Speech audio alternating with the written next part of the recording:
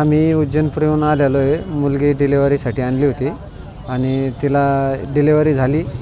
नंतर तो अज्ञात व्यक्ती येऊन त्याने मुलगी घेऊन तो गेटपर्यंत चालला होता.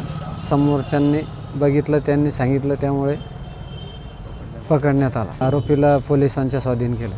माझी मिसेस जालना श्री रुग्णालयामध्ये डिलिव्हरीसाठी आलेली आहे. मला मुलगा झालेला आहे. वार्ड नंबर 202मध्ये आहे सध्या. तर रात्री 1 वाजता एक अज्ञात व्यक्ती आला आणि त्यांनी आमचं बाळ चोरण्याचा प्रयत्न केला. त्यावेळी माझ्या मिसेसच्या लक्षात आलं. तर मिसेसनं त्याला सांगितलं, खोटं मुलगा विचारलं, त्यांनी मुलगी सांगितली. आणि मग नंतर बाजूचे जे पेशंट आहे शिंदे मामा, त्यांची जी नात आहे, त्यांना न विचारता उचलून घेऊन गेटपर्यंत गेला.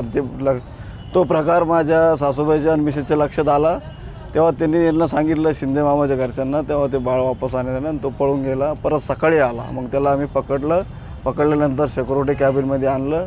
मग त्यानंतर त्याला पोलिसाच्या स्वाधीन केलं.